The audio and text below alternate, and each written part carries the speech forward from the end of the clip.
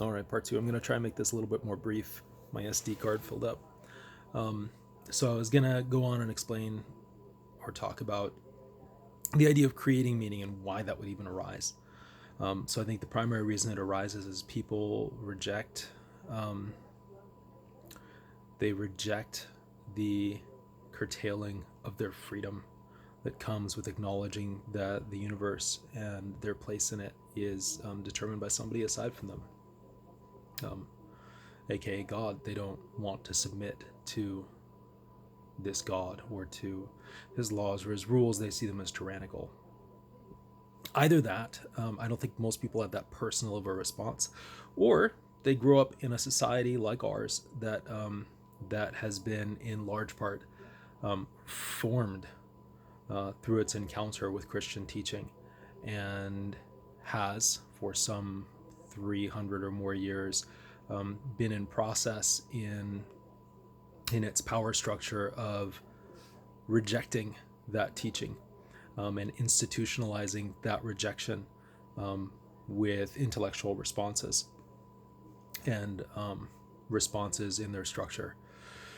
So we've seen that. We've seen that with the evolutionary idea slowly coming in through the Enlightenment and the Enlightenment project generally, trying to answer the question of life, the universe, and everything, of the origins and destinies of all things without recourse to God. Not because they had any great philosophical argument against the concept of God, but just because they wanted to ask the question, how did everything come to be? Where is everything going without God? Versus just asking the plain question, how did everything come to be and where is everything going? Because that question by itself leads inevitably to God. But by ruling out God from the get-go, by ruling out God in the initial question, they set the course of Western civilization to be what it is right now, which is an apostasy, a direct response against Christian teaching. You can see the effect of Christian teaching in the West, in that there's still a lot of institutions and a lot of language and ideas that are formed by their encounter with Christian teaching, but you also see a lot of it that is an overt rejection and assumption of the falsehood of Christian teaching. That's not necessarily substantiated. They put their alternative explanation of things down as if it were a refutation of Christian teaching, without acknowledging that their starting point, the question that they ask, is a truncated one, or rather one with a caveat or an additional first principle, aka without God. So if you grow up in a society like that, most people aren't really introspective enough to recognize that they don't like God, and that they don't love God.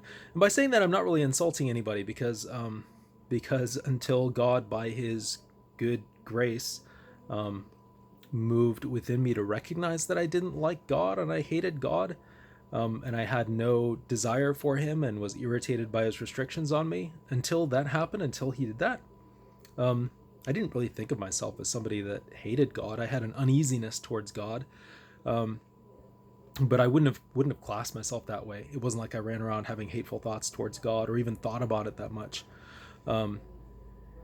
I assumed that I was a Christian. I assumed that I was a theist.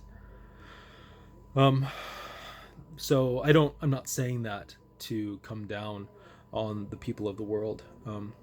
We all do have a judge, and there are real criteria by which we're judged, and a real person by whom we are judged, that are open and available to examination. But again, I'm not really in a position to make that judgment. But I will, as all Christians will, share it.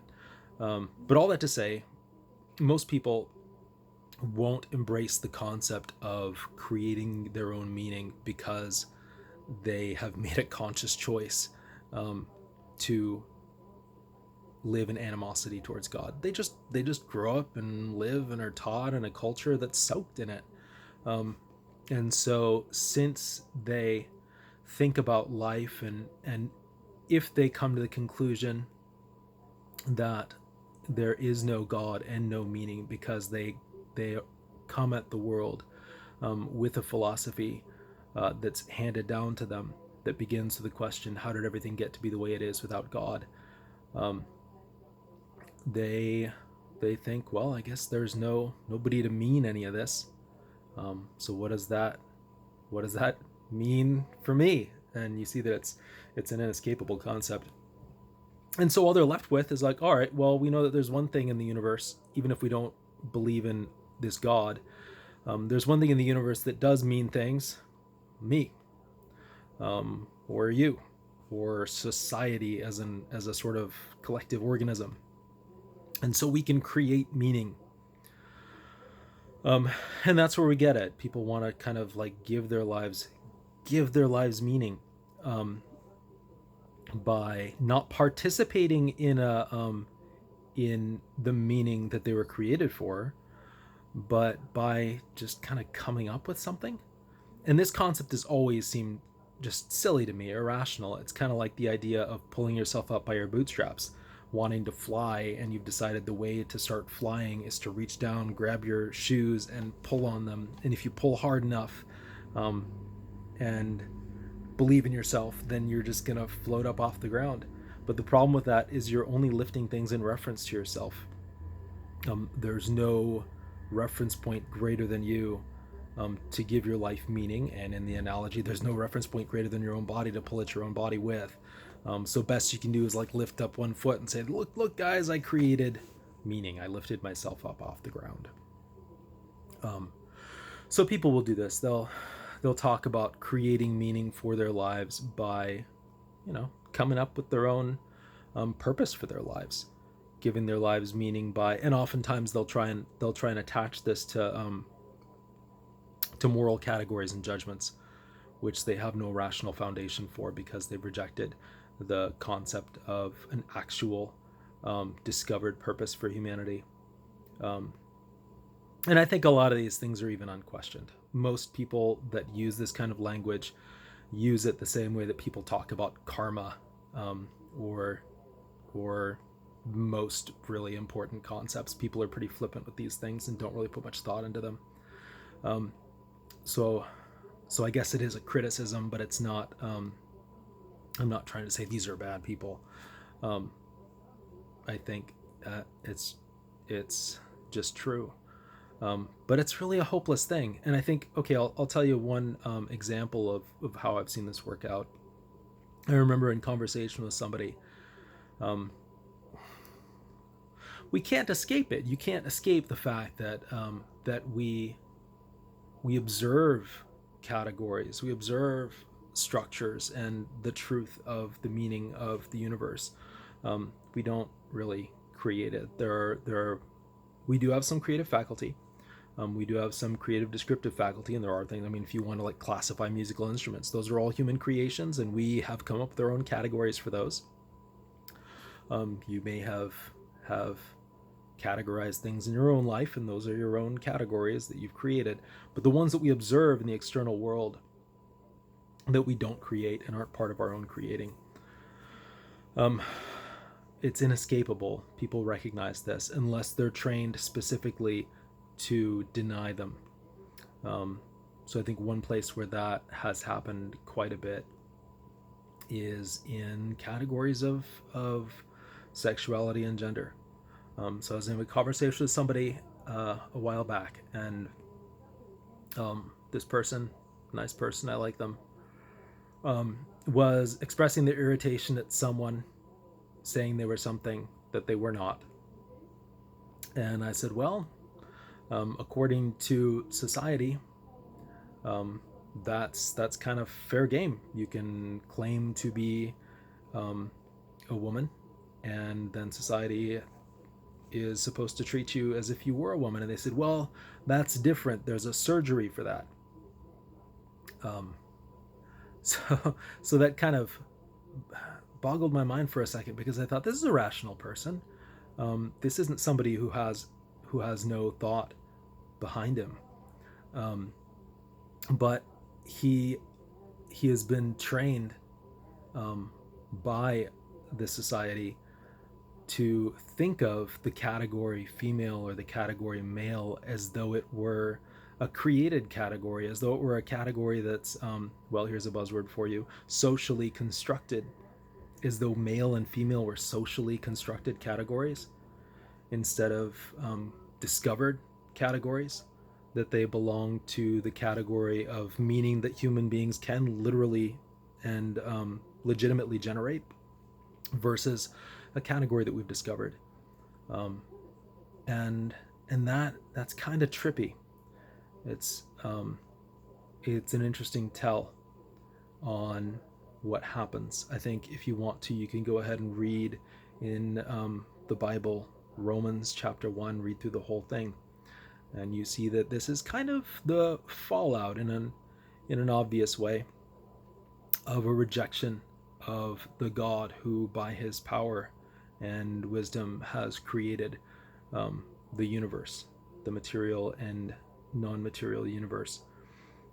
You lose the cohesiveness of your categories, and things become disorganized. People try and think that they are wise without God, and you lose your point of reference. You lose the center.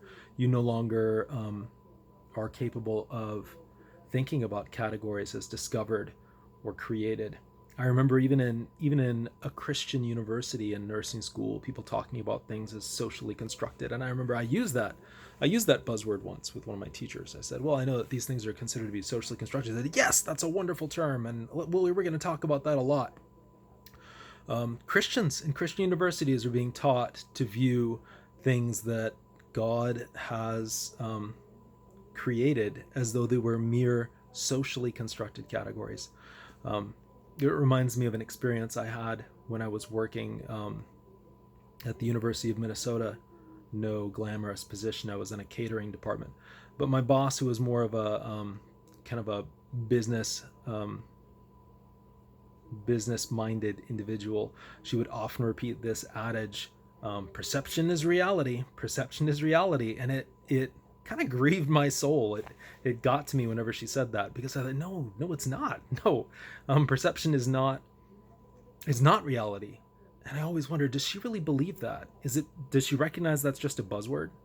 Or does she really think that perception is reality, that a socially or psychologically constructed thing is the same thing as an actual reality, something? And most of us, I think, unless you're a solipsist, most of us acknowledge that reality is there.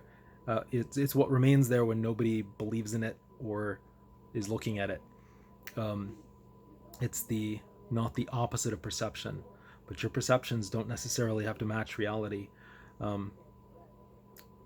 Reality is independent of perception, and we all should be, if we want to see clearly, trying to match our perceptions to reality, and that's work. Now, there's a legitimate kind of way to take that as a sort of shorthand for saying that people treat their perceptions as reality. Well, that's true. That's their connection with reality. But to say that perception is reality is the same thing as trying to hold that the categories we discover, on which all science and human knowledge depends, whether you're a technician, whether you're a philosopher, or whether you're just an average Joe or Jane, we live with the assumption that these categories are real, that they're not something that we made. They're something we discover. We live by that. And if you're trying to maintain intellectually that they're not, then you're living like a hypocrite. You're not living in step with what you say your philosophy is. You're living, at least in the majority of your life, as though the God who created heavens and earth were real, as though this universe were meant, as though its categories and structures and relations were meaningful. But you're denying that they are. I don't want to end it on such a downer note.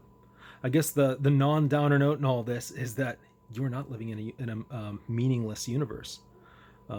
You're not living a meaningless life. You mean something. Just by being a human being, you mean something because you live in relation to God. And so, my exhortation, I guess, to you is to get to know what that means. Get to know this God that created all things, that created all a meaning, and who has a meaning for the universe, who made it not for nothing and has a goal for it, and has a goal for you as part of it. So I'll leave you with that for the moment.